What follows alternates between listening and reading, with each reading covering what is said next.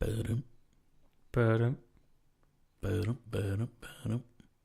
Da-da-da. It's IHB. We're back. it would have been so much better if we did that for the Shallows. It would have been. See? Where's that creative genius coming in a couple weeks ago, James? It's a week late.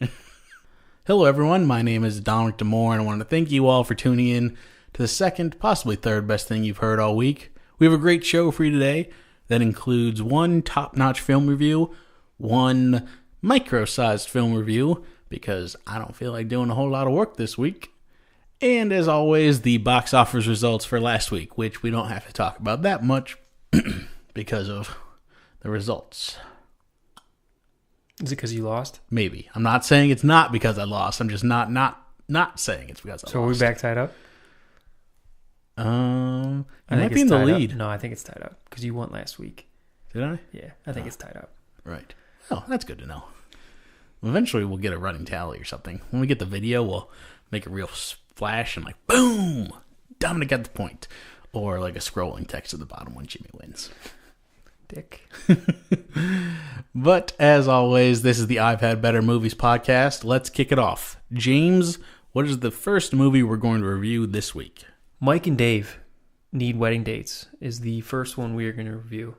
We actually got to see this in advance. We did. Almost a week and a half early. Yeah, props for being in touch with the scene. We know what's up. We have connections. Come back and you guys will see us have these early movie reviews to tell you guys if you should actually go out and see this opening weekend or not from time to time. And we're also going to try to not give away any spoilers. Yes, so this is We can't guarantee it, but we're going to try very hard. yeah, seeing as this is one of those rare occasions where we see it before the movie actually gets released, we're going to go non-spoilers as possible. But Mike and Dave Need Wedding Dates follow Zac Efron and Adam Devine. Both are very young, talented actors who have kind of built themselves up in different ways. Zac Efron went the Disney Channel route and then solid film career, and now just recently has started to branch out into comedies. Adam Devine came up straight through TV. Comedy Central. Yeah, worked his way with Workaholics and is now recently broke into movies. So together on screen, their chemistry is great. They play two brothers, Mike and Dave, obviously, whose sister is getting married in Hawaii. Mike and Dave are kind of they think they're the family life of the party, but it turns out they're actually family screw-ups, which is something I really liked in the beginning of the film.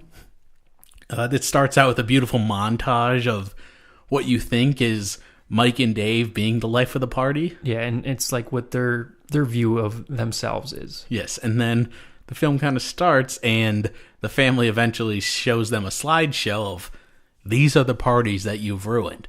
And it's all the same parties, the same moments, but from the family's perspective.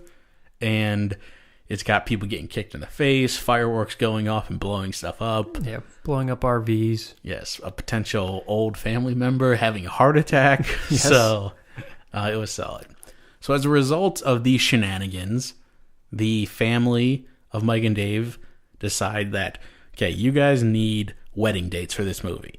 You need to bring two good girls who are going to keep you grounded and keep you from screwing things up. They don't know any good girls, so they come up with a bright idea to go on Craigslist. Great idea. Yeah. You could find anything on Craigslist. You really can. Craigslist post goes viral, gets thousands of hits. They get to go on the Wendy Williams show. They interview a bunch of women to go and be their dates. Which I don't think was necessary.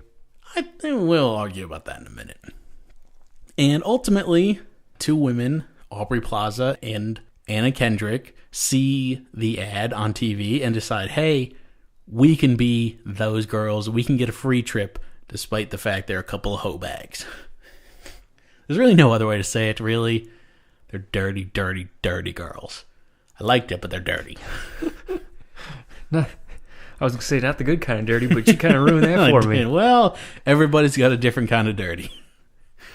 So they end up kind of manipulating their way, making the guys think that they knew nothing about this whole winning a trip to go to Hawaii, and instead are just going of their own volition.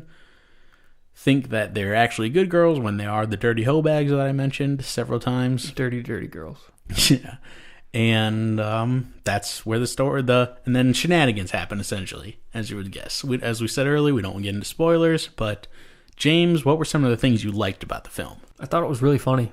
to get back to the basics. Yeah, I mean, that's the biggest compliment you can give it, right? If it was a funny movie. I was entertained almost throughout the entire film. Zac Efron and Adam Devine actually worked well with each other. They played off each other's emotions. Adam Devine did the more fast-talking, kind of just blurting words out type of character, and Efron was... They tried to make him dumb at the beginning, and I'm not sure I really was going for it. It felt a little weird, and they could have just had him be average, and it wouldn't have been an issue. That was probably not Zac Efron's fault, and just the writing. And then Aubrey Plaza and Anna Kendrick were actually really funny, too. Mm-hmm. Yeah, I agree with you on Adam Devine and Zac Efron's chemistry. I thought they worked really well together, and I liked how they kind of both played to their strengths. You did not see Bad Grandpa. I did. It's one of my famous first reviews where I just ripped it apart. And Dirty Grandpa. What did I say? Bad Grandpa? Yeah. Whatever. Bad Grandpa wasn't any better. No, but that's not what you reviewed. No, but what they did in Dirty Grandpa was they made Efron the straight character, as in he is all like, oh, we can't do that. We have to do the right thing, Grandpa. And then he went through some shenanigans where he smokes crack and whatever. In this movie, he's a version of the straight character. He's more serious than Adam Devine is most of the time, but he's still goofy. Like, and he knows, he's in on the joke almost. Like, he knows that his brother's goofy, and he plays goofy to hang out with his brother almost. Mm-hmm.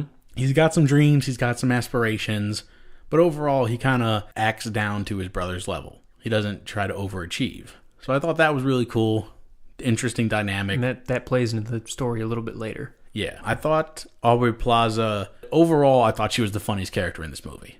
I thought she had some of the best one-liners. I thought her story arc, while there's no real arc, it's purely just kind of like a comedy story. You don't expect like a whole big, real emotional turn. But I thought she had the funniest moments of the film. Yeah. Whether it was the shower scene. I'm not going to go into too much detail with that. Just stop it there. Yeah. Shower scene. Her interaction with Anna Devine was great. How she treated him the entire movie. You felt like she actually cared for Anna Kendrick as a person, as her best friend. So I thought that was interesting. And also the cameos from this film were great. There was Kumail Nanjiani. Yeah, Kumail Nanjiani, who I know from Silicon Valley, but he's also been in a ton of other movies now. He's a hot topic among Hollywood. Is like, okay, we need a go-to guy who can fill 5 minutes of a movie. He's great. Jake Johnson was great in the 3 minutes he had on screen. Mark Maron was in this film. So there's a lot of great cameos. And Lavelle Crawford from Breaking Bad. Yeah. Who's actually fifth lead? 6? He's in the top 10. Yeah. Well, like he was he was bigger than a cameo. Yeah. Like he had a guest starring role. I guess the Stephen Root, the father, is probably 6 or 5th. Yeah. You got the 4 leads, then you got the sister, the sister's husband. Yes, who's actually he was pretty good too. He was funny. Sam Richardson. Yeah. So you heard about our positives. You have any more? No, not without giving anything away.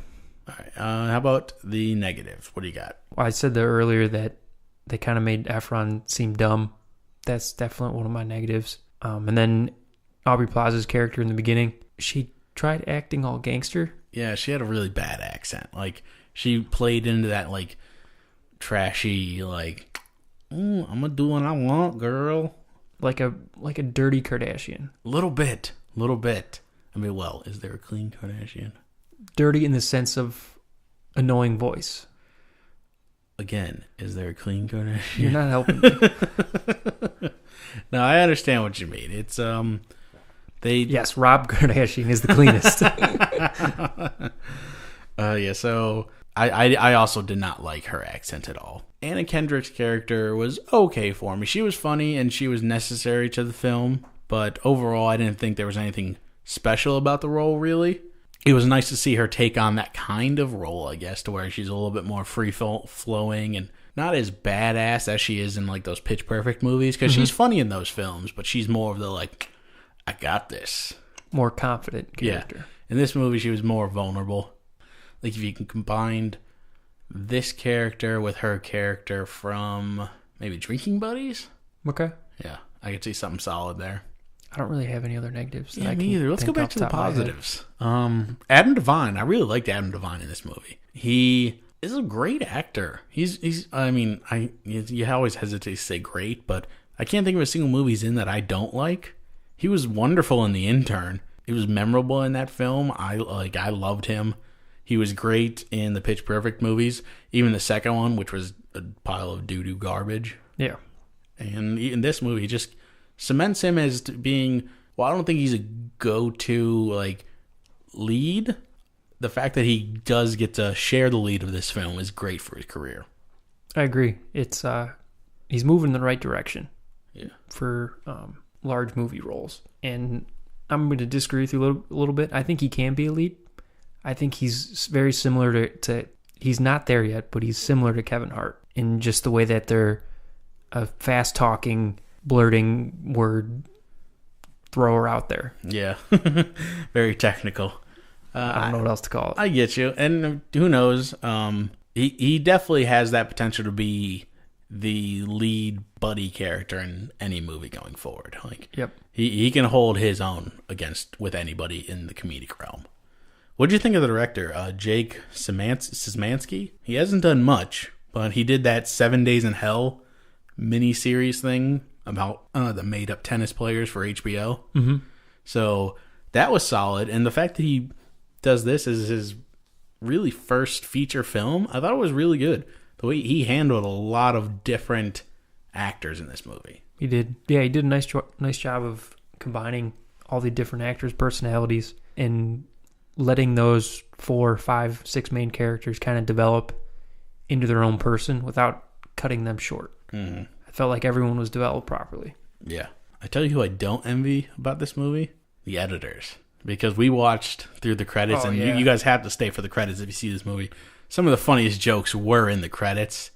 And there was a few that got cut that had me, I'm still laughing about them today.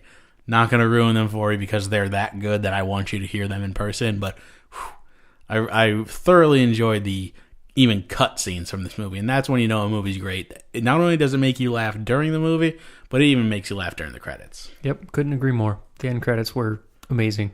I almost wish they made an entire movie just with credits. Yeah. Let's go on to our rating system. So, James, on a scale of 1 to Good Will Hunting, what is Mike and Dave Need Wedding Dates to you? I think I'm going to go like a 7.6. 7.6? 7.6. Which is, your third highest movie of the year? Yes. The third highest, I think. Yeah, it was entertaining. It wasn't too long, and it kept my interest pretty much the entire time. And there are a lot of a good amount of one-liners. I can't think of, I don't want to ruin any, but yeah, I think 7.6.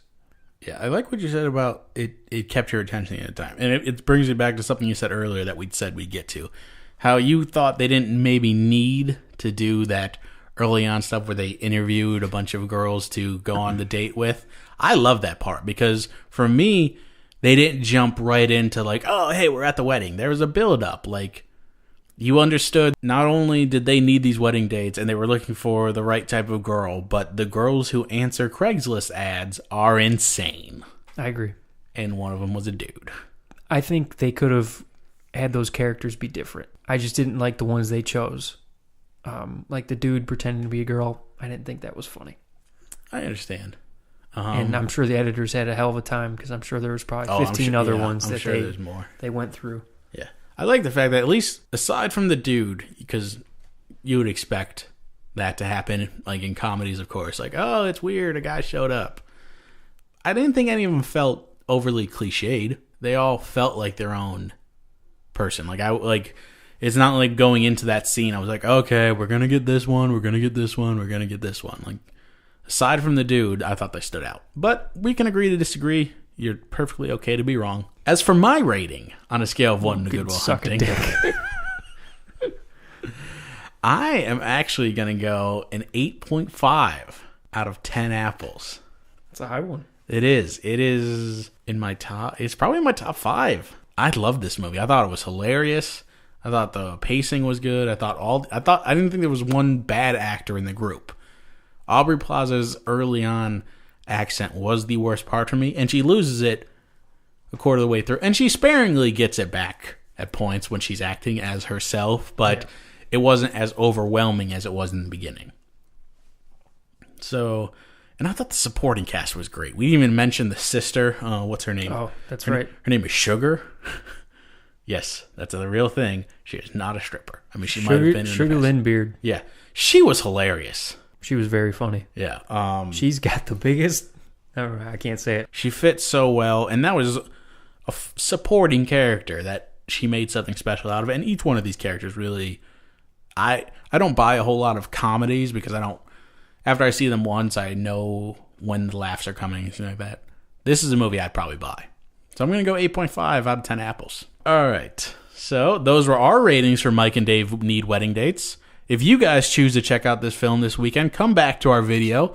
Let us know what you thought of the film. Either drop us a comment in the section below or shoot us an email to ihbpodcast@gmail.com, or you can even hit us up on Twitter at IHB Podcast or at _Kaiser Sose or _the Kaiser Sose or whatever the hell his Twitter name is, because it's the most complicated thing in the world. Or, add Dom DeMore. Super simple. I can't change it now. You could. I don't want to. Let's move on to our next film, which we're going to give a mini review of. The Legend of Tarzan. Yeah. Alexander Skarsgård portrays the classic loincloth-esque character. Doesn't really boast a loincloth in this film until the bitter moments of the end, to the dismay of many women in the audience. And the guy's shredded, so let's face facts. Even James was a little upset. Like, no loincloth? Yep, it just ruined it for me. Powerful hammies. Beautiful hammies. So the film follows a now civilized Tarzan who is living back in England. A Belgian monarch sends his top general to the Congo in order to retrieve precious diamonds so he can pay off some of his debts and then hire an army and then run the entire continent of Africa, essentially. The diamonds are held / protected by this war tribe of African natives. The main villain, played by Christoph Waltz, shows up. His entire army of 30 guys gets decimated in mere matter of moments, and Christoph Waltz is like, hey, I need your diamonds, I'll give you whatever you want. The war tribe leader, Digimon. Hounsou. Hounnsou. Hounsou? Digimon Hansu. Okay. Played by Digimon Hansu. He says, I only want one thing. Bring me Tarzan. So not bad.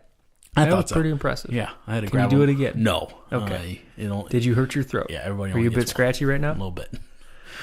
So they essentially invite Tarzan back to the Congo on a goodwill mission. Like, hey, look at all the schools we build, and then try to capture him.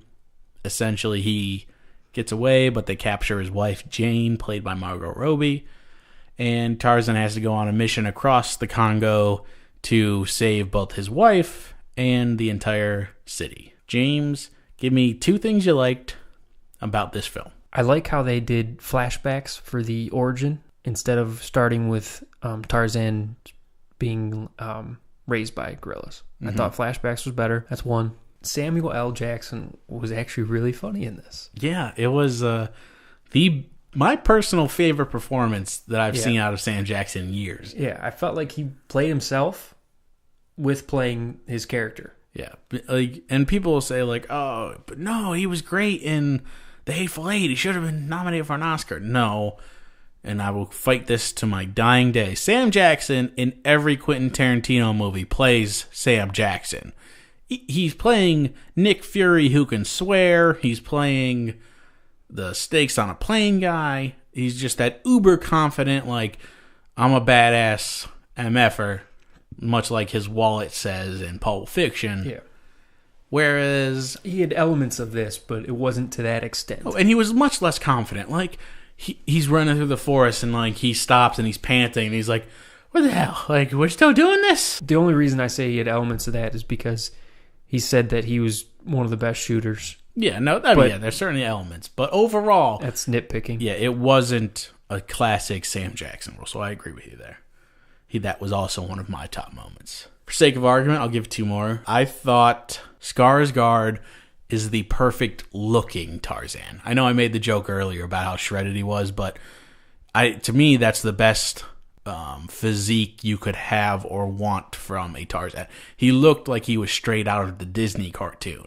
Like, he was long, he had an 8-pack, he looked powerful, but at the same time fast. So I thought physically they couldn't have chosen a better Tarzan. Yeah, because it's not like you can have The Rock play Tarzan. Yeah. He's just way too big. Yeah. He would not be fast enough. Mm-hmm. And the director, David Yates, who did some of the most popular Harry Potter films, he, in an interview, talked about that. He's like, it's tough to find a good actor who can look the part. Like, you could have Zac Efron be in this role. Sure, he's shredded, but he's a pretty short guy. I don't even know if he's 6'2". I think he's probably short. He might be under 6 foot. Yeah.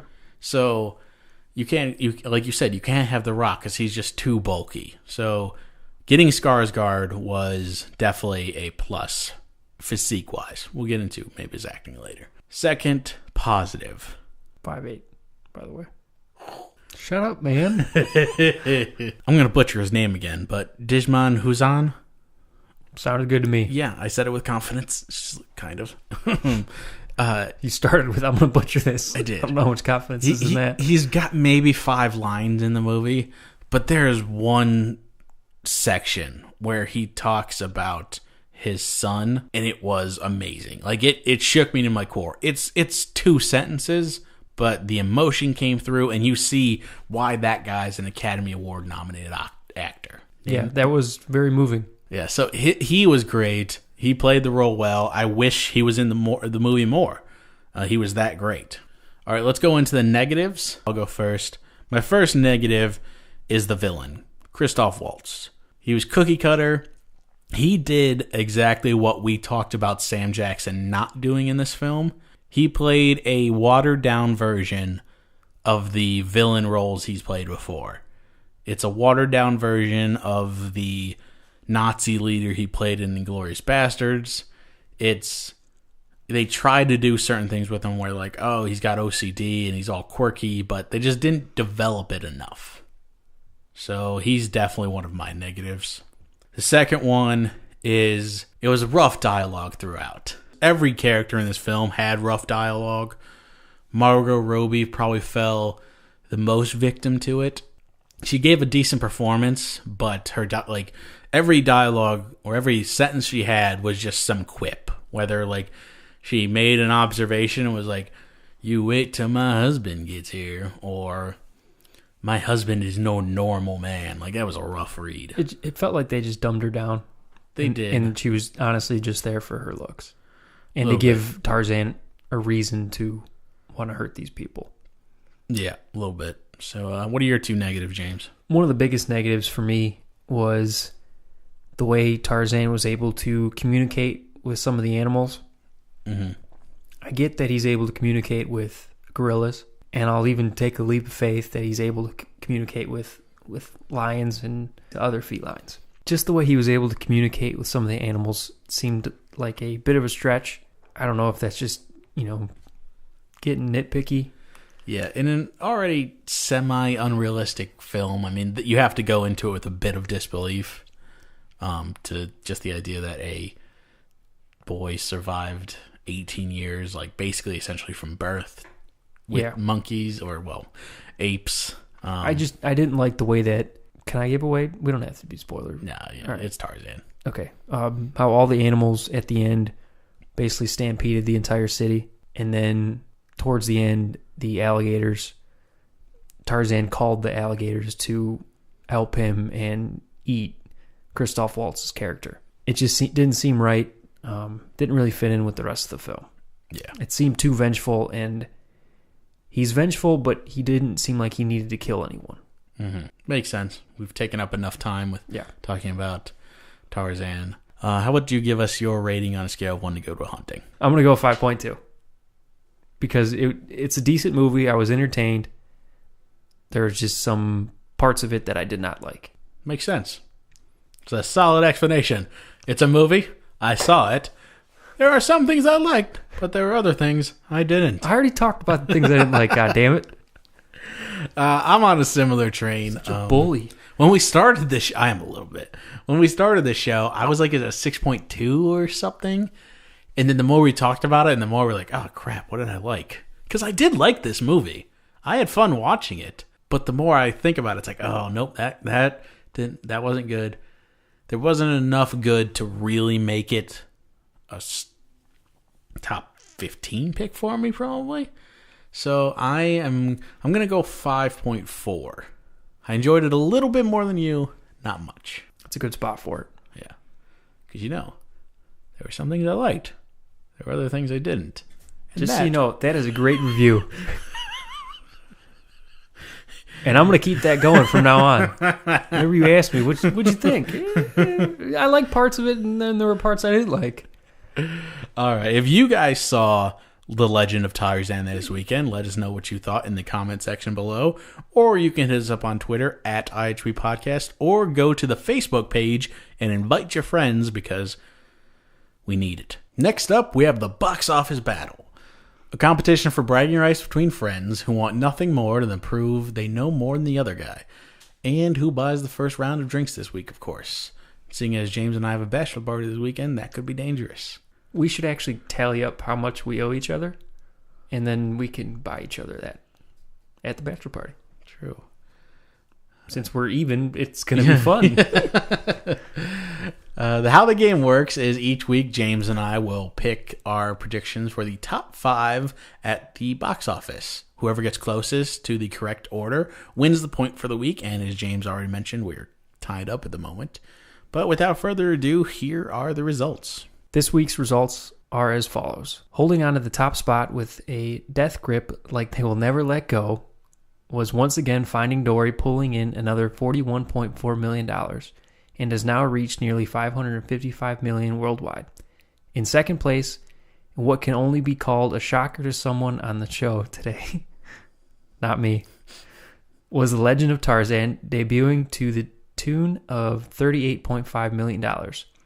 Third and fourth place also went to debuting films, as well as The Purge, The Election Year, and The Big Friendly Giant, BFG, earned $31.4 million and $18.6 million respectively. Rounding out the top 5 and dropping off roughly 60% was Independence Day Resurgence, earning $16.6 million. Thoughts and opinions, Dominator? A good week overall. Solid numbers. A lot of money. Yeah, so that's always a good sign. The numbers we listed off are the results for the 3-day box office, which didn't really matter. There was no significant change. It's just that happens to be the ones that we base our numbers off of. The 4-day totals were Finding Dory had 50.2 million, Tarzan hit 45.6, The Purge went 34.8, BFG went 22.3, and Independence Day Resurgence hit 20.2. So overall, it was a good holiday weekend for everybody, especially, while Finding Dory's numbers are great, the one that most impressed me is Tarzan, because I didn't think that movie was going to do very well. It's still got some work to do, though. Its budget was $180 million worldwide, or $180 million total. That's not including marketing, things like that. They're at 65 globally right now, but I don't think they've opened anywhere really overseas. At a 34% right now on Rotten Tomatoes, so rough. A little bit. The Purge Purge Election Year. I always mix up the titles. The other one. Yeah. Only took $10 million to make.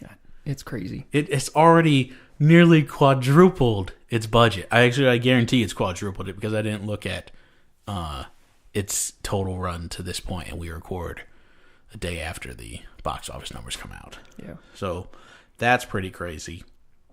Just to go back to Finding Dory, it's currently on pace to break Toy Story 3's record for highest domestic total for a Pixar movie.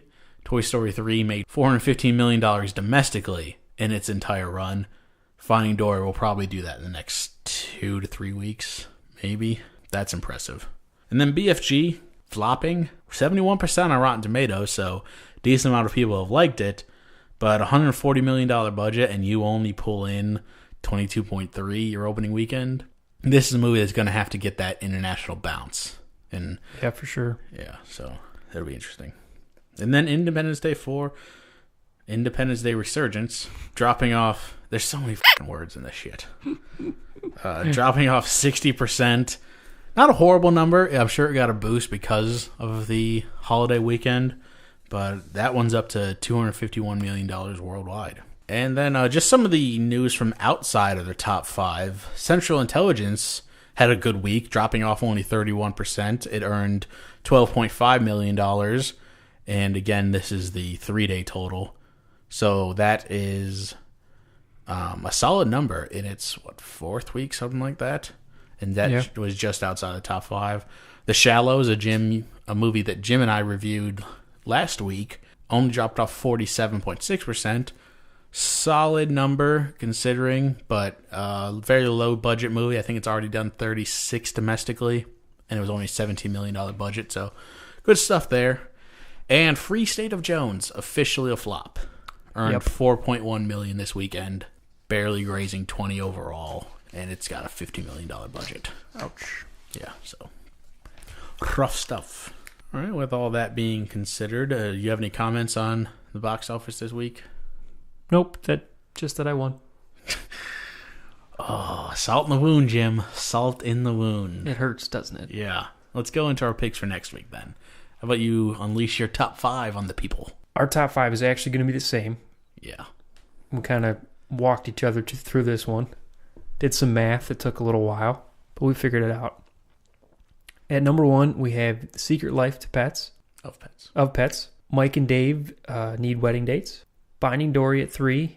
Tarzan at 4. And Purge at rounding out the top 5. In my defense, Jimmy just read that from my notes. I have Chicken Scratch's handwriting, and I also wrote it in my shorthand version that only I was supposed to be able to read.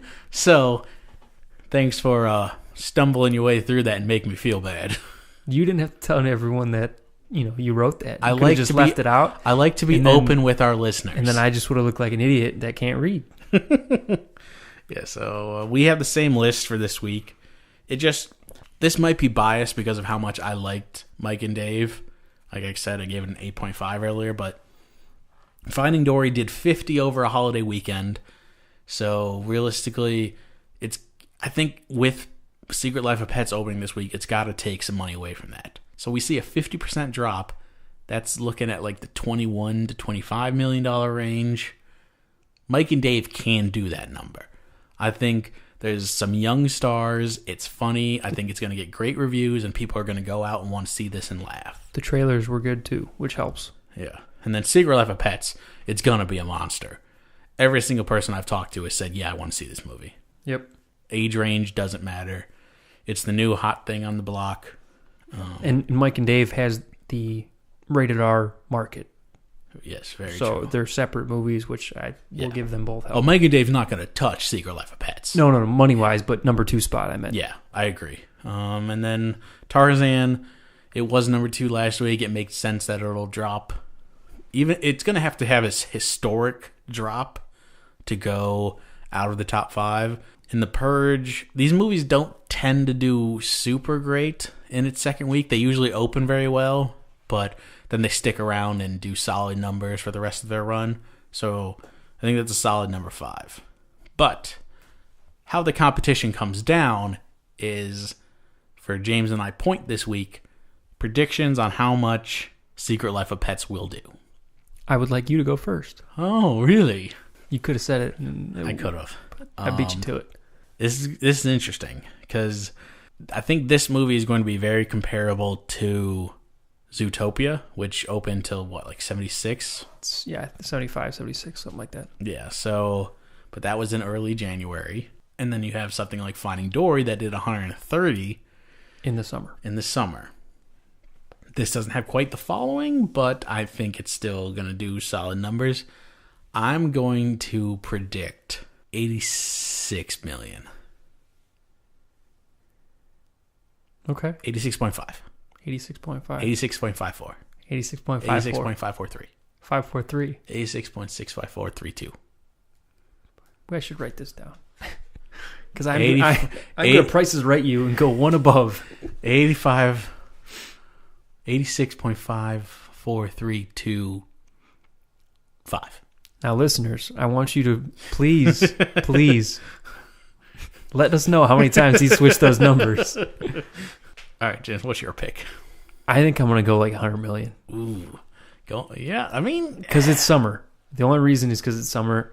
And for Zootopia doing 75 in January, it's got to do more than that. Yeah. I don't think it's going to reach Finding Dory numbers because that is a sequel and how many people loved Finding Nemo. Mm-hmm. I mean, you've certainly... You got the shot. And I would not be surprised if this movie did over 100 million. So there's definitely that potential out there. As always, well, we did this once. So as the last time, we're not doing the over, you're out thing. So if this movie makes $90 million, I'm going to win. If this movie makes $95 million, James is going to win. It's going to be a close race. So I look forward to competing against you on the battlefield, James. Game of Thrones style? I run this bitch. Let's face facts. Okay. I'll let you be that little girl. The one who kind of runs shit in the north. You can be her. Dude, I don't care, man. She's badass. She really is. All right, everybody. I want to thank you all for tuning in this week. If you enjoyed the show, please like this episode and subscribe to the I've Had Better Podcast Network. Also, you can follow us on Twitter at IHB Podcast and on Facebook. Go like the I've Had Better Podcast page. James, hit him with the digits. My phone number is... Put your phone number out over the internet. Oh, sorry. Do it. No. That is not a good idea. You can find me on Twitter at _Kaiser_Soze for the difficult handle that people can't memorize. Dom. Or on Facebook, it's Jimmy Langos. And please check out our website, www.ihbpodcast.com. And don't forget to subscribe and rate our iTunes thing. I'm not sure. We still don't know what it is. I hear the rating is important for us to get more listeners. And you can find that by just searching IHB Movies, IHB Podcast. I mean, we do say it every week, James. It would be nice if you picked up on it. But it's okay. I did the last 2 times. You're the face of our radio podcast. Don't worry. Someone's got to be. Well, yeah, but like I said, just go ahead on iTunes and search IHB Movies, IHB Podcast, or I've Had Better Podcast. All 3 will take you right to us. Like James said, drop us a review with 5 stars. It really helps us out in the long run. We've got, I think, 2 so far, which is positive, and really looking to find more. As always, I am Dominic Damore. You can follow me on Twitter at Dom Damore or on Facebook as Dominic Damore. James, how was your show today? I've had better. Good night, everybody.